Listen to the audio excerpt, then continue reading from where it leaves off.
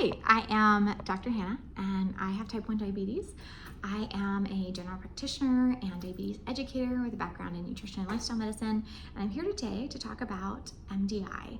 Now, if you are not from the medical realm or even the endocrinology realm, you may not know what MDI means. It stands for multi-daily injection. So essentially, these are tips for helping you understand options out there that are effective for managing blood glucose while on shots. So really today we're not talking about insulin pump management. That's a whole nother exciting world, but I truly believe, as I've proven to myself and seen many other people do, is that you can get the same level of great diabetes management on shots as pumps, even some of these newer, more autonomous pumps. And so today we're going to talk about tips and tricks that have worked for me. Now, just because I am a doctor, it doesn't mean that I'm your doctor. It's really important that you understand this is education only. If you find tips and tricks in here that you're learning about, the intent is that you'll take them back to your doctor and ask if they're a good fit for you. So understand that these are things that work for me. Now, there is no one right way to treat diabetes on shots. There are lots of strategies out there. These are ones that I find tried and true that have made a difference with my ability to maintain the levels that I want to have.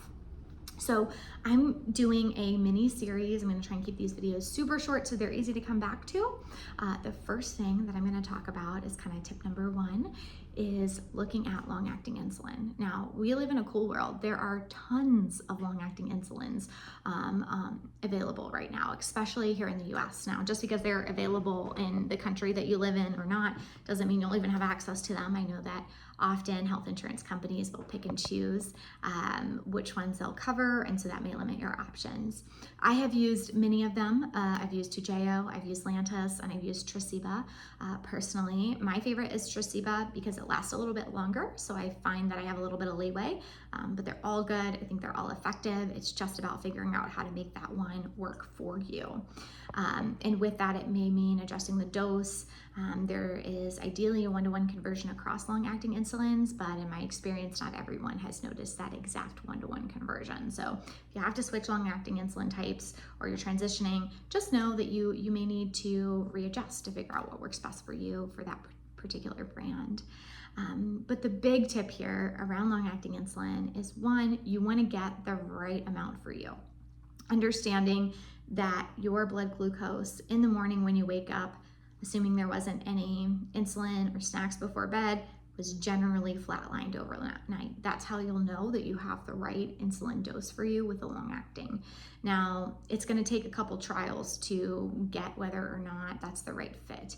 And for me, as a woman, I'm not on a birth control that is halting my menstruation, so I noticed that the amount of long-acting insulin I need totally depends on what phase of my menstrual cycle that I'm in. So I had to kind of fine-tune understanding which long-acting insulin dose at what time of the month made the most sense for me. But really what you want is you want that straight line throughout the night. Now, often what people think, let's say you go to bed at 180, your blood sugar is 180 plus or minus, throughout the night you wake up around 180, that would mean that you need more insulin. The answer is yes, but not long-acting insulin. If you've got that straight line, then I know my long-acting insulin is in a place where it's level. Now, the idea is, I don't want to be 180 all night. I won't wake up feeling as well. I won't rest as deeply probably if I was 100 all night, right? That's kind of where I'd like to be, maybe even lower than that. But the point is that it's that straight line that tells you whether or not you're at a place where you have the right dose of long-acting insulin for you. A big tip, and harder to do but important, is really trying to take that long-acting insulin at the same hour every 24 hours. I've struggled with this over the years, and I used to not, frankly, understand that it was as important as it is. But what we want and what we're trying to do with these long-acting insulins is create a basal rate, essentially create an amount of insulin that's kind of steady in your system throughout the day. And if we are overlapping kind of at different times or spaces between where that is, it's going to change that basal rate and make other things like bolusing for meals or treating lows more complicated, less predictable. So a great habit around long-acting insulin dosing for me has been setting an alarm on my phone. If I set an alarm and I had to make a rule for myself because I wasn't great at it in the beginning, was if I set an alarm for long-acting insulin, I like to do mine in the evening, kind of around the time I would typically brush my teeth on a weeknight. So I'd set the alarm, and I don't let myself turn off the alarm until I am walking to where my long-acting insulin is to take it, or I'm starting to take it, because that sound is kind of annoying. And so it reminds me, like, okay, I got to do this. I, committed to doing this. If I just turn it off and like snooze it, it's very easy for me to go back to what I'm doing and forget.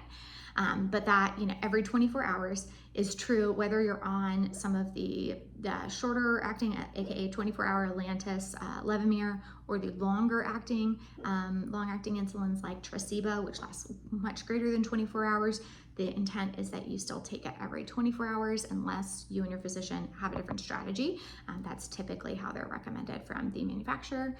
So with that, me and my alarm is what helps. One, making sure I have the right dose of long-acting insulin based on the straight line, not based on where that blood glucose level is. And then two, making sure I take it at the same time every day. So that is the MDI long-acting series show. I don't know, series part. And I will keep you posted with the next part of the series. If you like this, if this is helpful, or even if you just you maybe already knew all this, but you like the information that I'm putting out and you want to help other people, and you can subscribe, that will make a big difference to me, because it allows me to continue to make time to get these free videos, which is something that I really want to do. And so I would so appreciate it. Thanks.